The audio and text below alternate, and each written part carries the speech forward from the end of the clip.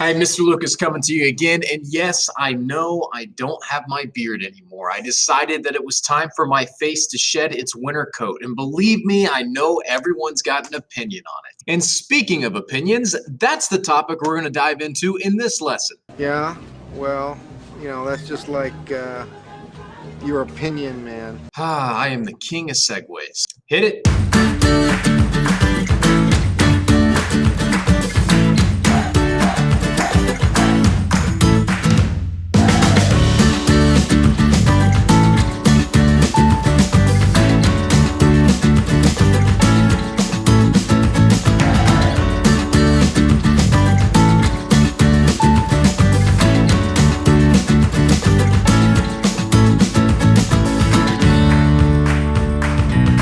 So chapter 11 of your textbook dives into the concept of public opinion. Public opinion is the sum of individual attitudes about government, policies, and issues. And public opinion data really is a cornerstone of the democratic system because it helps officials know the wishes of their constituents and what they want. Public opinion data is usually gathered through surveys and polls which try to gauge the pulse of the American public on a particular issue. But not all surveys and polls really tell you the truth. My hope is by the end of this lesson, you know some of the factors that constitute a good public opinion survey. You may not realize it now, but polls and surveys are everywhere and they're constantly being used as justification to promote a certain policy or a certain agenda. So it's a really good idea to be able to figure out if data is really valid or if someone might be bending it to try to promote their own agenda. Now, because people often manipulate statistics to try to further their own agenda, it can be really hard for government officials to actually gauge where the public stands on particular issues, which is why sound methodology for collecting the public opinion of the nation is so important. There's an old saying that says numbers don't lie, but liars use numbers. So how can you spot the lie? First, it's really important to understand that no one can ask every single American every question about every single topic. So oftentimes scientific polls are used to take into account a representative sample of a randomly selected amount of respondents with a statistically significant sample size using neutral language. Well, there's a lot to unpack there. First of all, what is a sample? A sample is a group of individuals from a larger population used to measure public opinion. Usually you want a large sample size. The larger it is, the more accurate it's going to be. So usually a mass survey of about 1,500 people will lead you to have more of an accurate survey. Then you want to make sure that that survey, that sample size is randomly selected. And random selection is a method of choosing all poll respondents in a way that does not over or underrepresent any group of the population. Back during the election of 2016, most polls predicted Hillary Clinton to win the election. In fact, on the morning of the election, Donald Trump was given a 1 in 3 chance of winning by a statistician. Even employing the most accurate techniques don't always lead to accurate data. So in 2016, they found upon review that low-income, less educated citizens were less likely to answer the polls, but they largely voted for Trump. So that whole population of people in the United States was underrepresented in the statistical data. Something similar happened back in the election of 1948 featuring Harry Truman versus John Dewey. People were so confident in what they were reading in the polls that some of the newspapers actually printed that Dewey had won the election. And so, of course, here's a picture of Truman holding up those newspapers the day after the election when he found out that actually he was the winner. So it's really important that any good scientific poll has a representative sample, and that's a sample that reflects the demographics of the population. So pollsters will sometimes use weighting to adjust the results of a survey according to the demographics of the larger population. Of course, not all polls are perfect, and so good polls will include a sampling error, and that's the margin of error in a poll, which is usually calculated to plus or minus 3 percentage points. Now, pollsters will use different types of surveys to try to gather this data, so we'll go over some of the most common surveys you'll see. Let's take a look at straw polls first. Straw polls are basically an unofficial ballot, kind of an informal collection of opinion. It's not random, it's not representative, it's just kind of a pop-up question. So because it doesn't use those scientific methods that we just talked about, data from straw polls is not reliable. Straw polls on the internet especially are easy for trolls and their fellow trolls to jump in and skew the data results, usually in some sort of a humorous way. So it's pretty easy to remember. Straw poll, susceptible to trolls. There are also entrance surveys and exit polls. And an entrance survey is a poll conducted of people who are coming into an event, and an exit poll is a survey conducted following an event or at a polling place after individuals have voted, asking who or what individuals voted for and why. But there's a risk there with news outlets releasing exit poll results. It could influence people who haven't voted yet, who might be sitting there thinking, wow, my candidate is winning, so there's no need for me to go out to the polls. I'm not going to waste my time voting, and that could impact the election results. And on the flip side, you could also have someone that says, oh my gosh, my candidate's doing horrible. I need to get out there and vote. There's like-minded people that could definitely skew the results of the election. There are also benchmark polls, and that's a survey taken at the beginning of a political campaign in order to gauge support for a candidate and determine which issues are important to the voters. For anyone thinking about gearing up for a 2024 presidential run, they're probably within the next year here going to get a team of campaign staffers together, and one of the first things they'll do is they'll create a poll and they'll throw it out there to see if people are even interested in the candidate, and if they are, they want to see what issues interest those people so that that candidate can really hone in on creating policy ideas for those particular issues that might appeal to those groups of people. During campaigns, the candidates will have tracking polls, and that determines the level of support for a candidate or an issue over the length of a campaign. Tracking polls are most often used in presidential primary seasons where each party has multiple candidates still vying for the nomination of their party for the presidential election.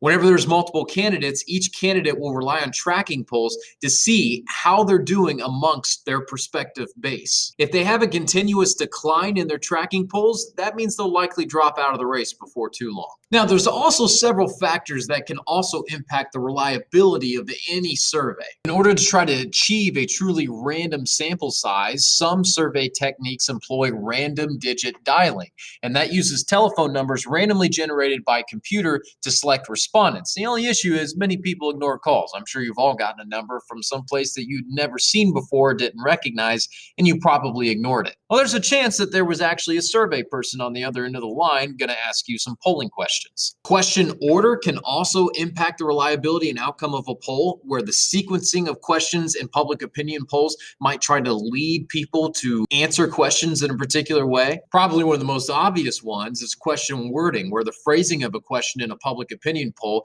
can absolutely sway how people answer the question. Push polls, for example, are negative campaign tactics meant to skew the respondent's opinion of a candidate. I mean, here's just a few examples of some of the stuff I've seen within the past year alone. For example, last year in a Trump survey on his website, it said, should President Trump and his campaign do more to hold the fake news media accountable? Well, the wording there of fake news media is kind of combative towards the media already. So that was an example of a little bit biased of a question. Bernie Sanders' survey I saw on his website, he said, do you understand that the groups we are taking on have unlimited sums of money and will do whatever it takes to stop our campaign? The next question then asks how much money you're going to donate to his campaign, so that would be an example of question order bias. In another survey I saw last year, it said, don't you agree that the voting age should be lowered to 16 because many 16-year-olds are responsible and informed? Well, in that question, it's kind of telling you what to think.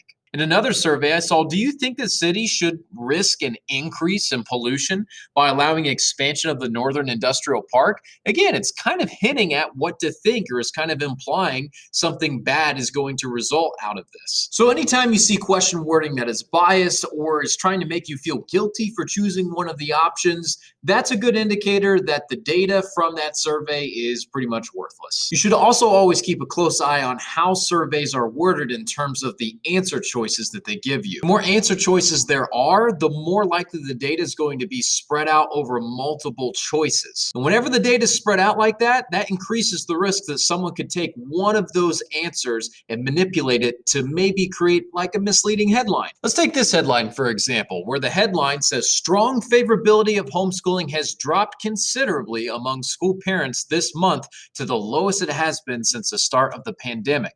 So the question that was asked of the survey respondents was, how have your opinions on homeschooling changed as a result of the coronavirus? They then single out the much more favorable option and show you that over time, the much more favorable option went from 26% in March up to 43% in July, and since July has fallen down to 18% as most recently as January. By singling out the much more favorable answer, the headline is technically true. Those who have answered much more favorable has decreased from 43% in July down to 18%.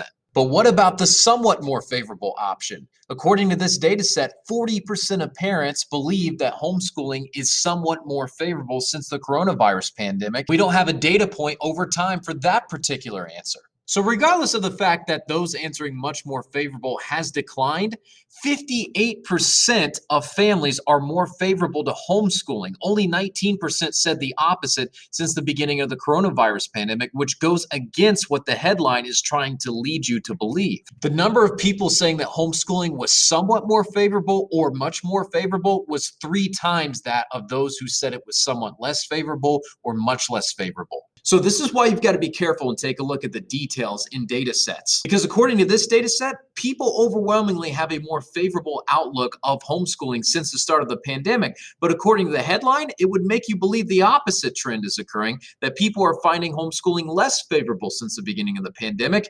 And the headline is still technically true, but that's only because they cherry-picked a particular data point and kind of brushed the rest of it under the rug. That's why developing critical thinking skills and learning this stuff is so important, because most people would have just read the headline and not dived into the data. That can lead to disinformation and misleading information permeating the population. Manipulating data sets and manipulating headlines can throw signals out to people that make them think most of the population feels a particular way about a particular issue, and that can influence their own personal opinions. So for example, if someone read that headline and thought that homeschooling is now less favorable as a result of the coronavirus pandemic amongst most people, then if they're asked that same question, they may also take on that same opinion, since that's what they believe most other people think. That is called the bandwagon effect. Public opinion is often a blend of your beliefs and your attitudes. Now, Americans are not well informed about every complex political issue or current event, but many still have an opinion on those issues. So they're often guided by different cues, particularly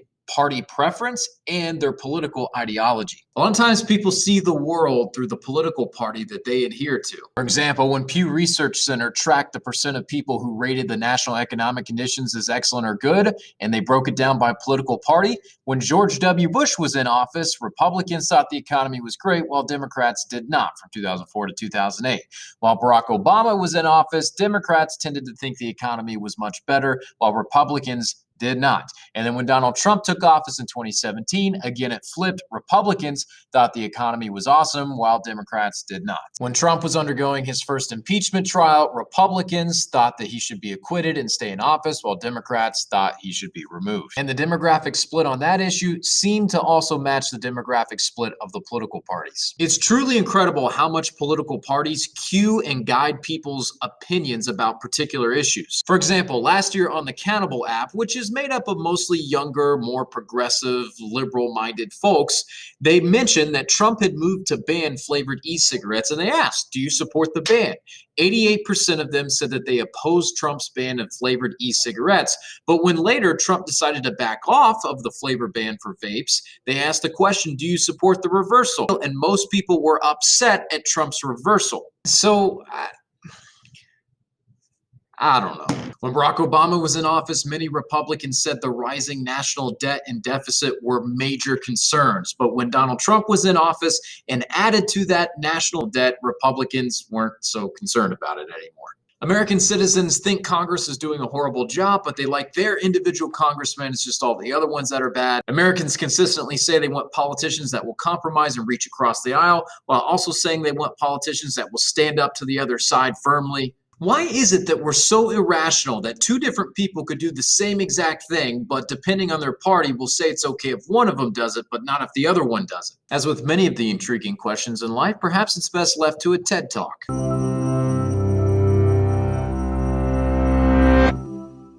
In 2013, a team of researchers held a math test. The exam was administered to over 1,100 American adults and designed, in part, to test their ability to evaluate sets of data.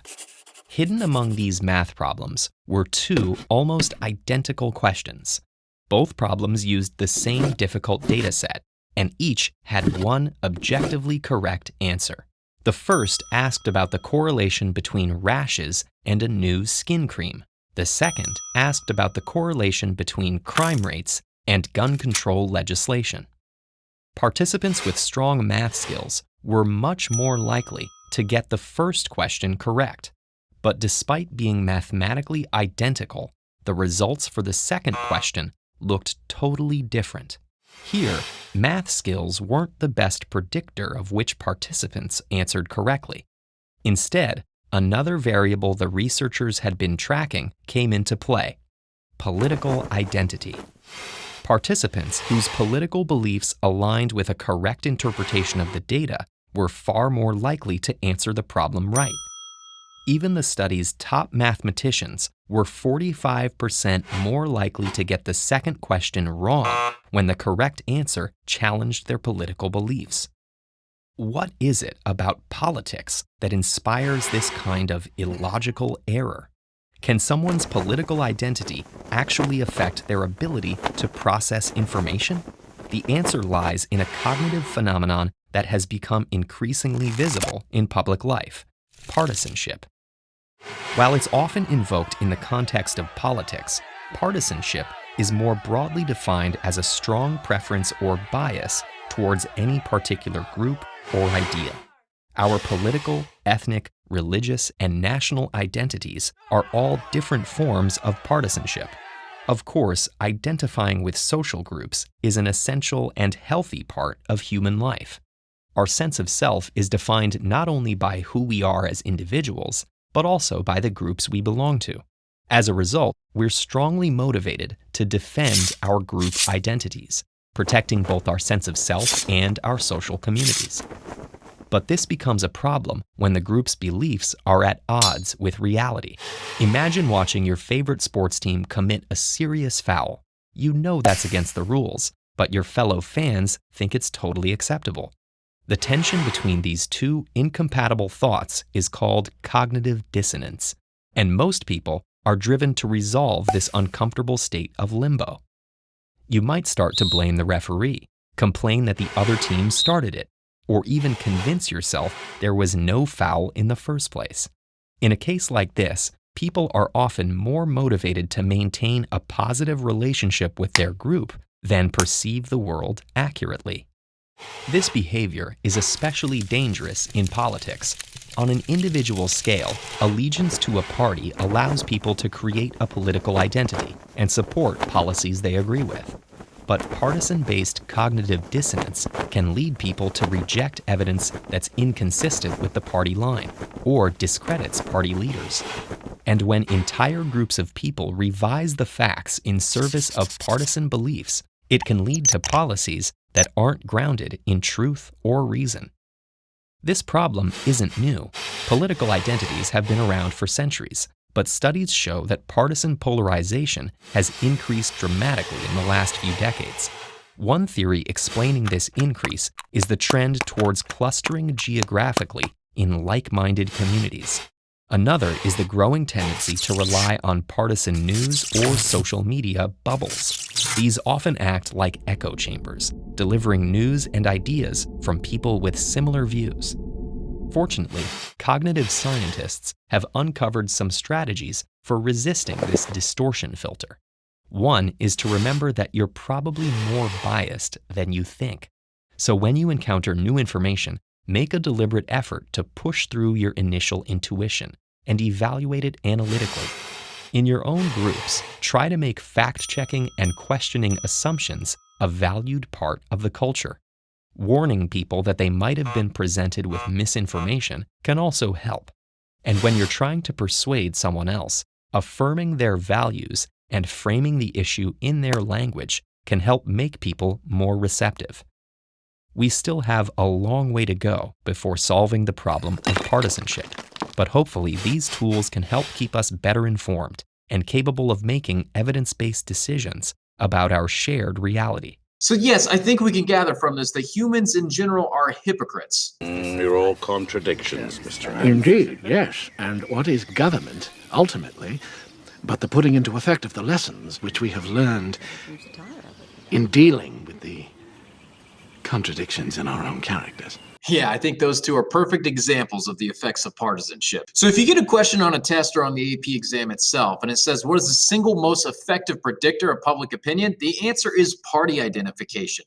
This sense of tribalism or devotion to a party that you identify with. But public opinion isn't just divided along party identification lines. Public opinion is also divided along racial, ethnic, gender, socioeconomic, and age lines. In fact, there's a gender gap that's often talked about in the media, and that's the difference between how men and women vote. For example, women are more likely to be Democrats than men are. Recent protests over police brutality and racism has brought the issue of race back to the national forefront. Not only has public opinion prioritized the issue for politicians to take a look at and prioritize in their own agendas, it's also revealed a racial gap. So polls are used by researchers, candidates, elected officials, interest groups, and the media because they're interested in public policy to measure Americans' viewpoints about government and politics. Public officials will take opinion into account, but it's not the only factor that determines policy outcomes. After all, the United States is a representative democracy, not a direct democracy. We don't poll the entire nation to decide on every issue.